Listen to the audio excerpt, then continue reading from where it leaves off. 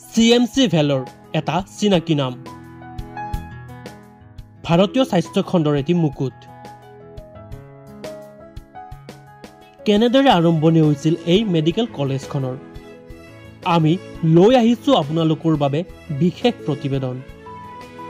বিশ্বৰ 100খন শীৰ্ষ মেডিকেল কলেজৰ ভিতৰত অন্যতম খ্ৰীষ্টিয়ান মেডিকেল কলেজ ভেলৰ প্ৰায় 120 বছৰ পুৰণি ভাৰতৰ এটি শীৰ্ষ অনুষ্ঠান।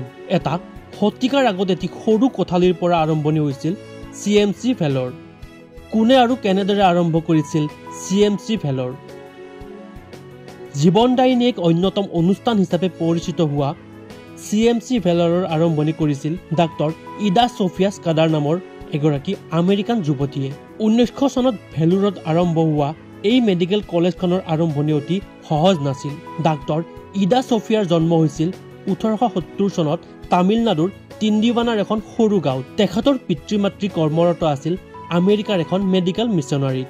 এটা বিশেষ ঘটনাই সলনি কৰিলে ডাক্তৰ ইডা ছফিয়া স্কাডাৰৰ জীৱন। এদিন এখন নিশা ইডা ছফিয়াই তেখেতৰ ঘৰৰ এটি কোঠালিত অকলশৰে আছিল।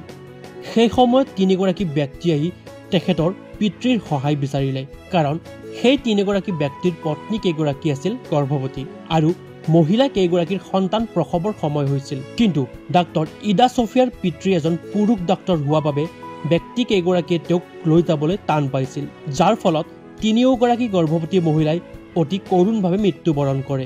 এই বিশেষ ঘটনাটোৰ পিছত ইডা ছফিয়াই পণ বান্ধি লৈছিল যে তেওঁ এগৰাকী ডাক্তৰ হ'ব। তেনেদৰে আৰম্ভণি হৈছিল ডাক্তৰ ইডা ছফিয়াৰ জীৱন যাত্ৰা।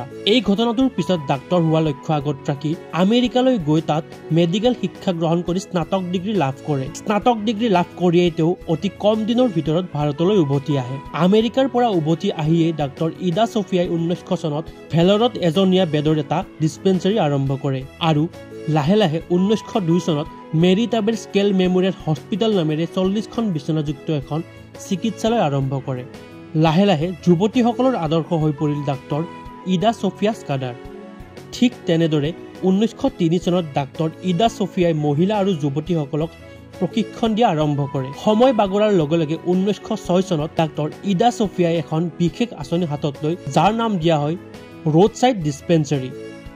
আৰম্ভণিতে এখন গৰু গাড়ীক ডিছপেঞ্চাৰীলৈ ৰূপান্তৰ কৰি গাঁৱৰ ভিতৰুৱা বিভিন্ন স্থানলৈ যোৱা আৰম্ভ কৰে ডাক্তৰ ইডা ছফিয়াই আৰু 1918 চনত ইউনিয়ন মিছন মেডিকেল স্কুল নামেৰে মহিলাসকলৰ বাবে আৰম্ভ কৰে এখন মেডিকেল শিক্ষানুষ্ঠান। পৰৱৰ্তী সময়ছোৱাত এই মেডিকেল শিক্ষানুষ্ঠানখন মাদ্ৰাছ ইউনিভাৰ্চিটিৰ অন্তৰ্ভুক্ত কৰি খ্ৰীষ্টিয়ান মেডিকেল কলেজ হিচাপে উন্নীত কৰে আৰু তাৰ পৰা ভাৰতে লাভ কৰে যুৱতী চিকিৎসকৰ লগতে নাৰ্ছসকল। বৰ্তমান সময়ছোৱাত ভাৰতবৰ্ষৰ প্ৰায় সংখ্যক লোকে তেওঁলোকৰ প্ৰায় ৰোগৰ চিকিৎসা কৰিবলৈ ৰাওনা হয় CMC ভেলৰত।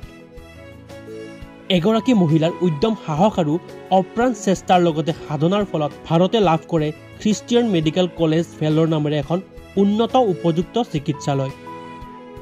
আমাৰ এই প্ৰতিবেদনৰ জৰিয়তে ডাক্তৰ ইডা ছফিয়া স্কাডাৰলৈ আমিও জনালো সন্মান। নিউজ ডেস্ক ৰিপৰ্ট, এনি টক্স।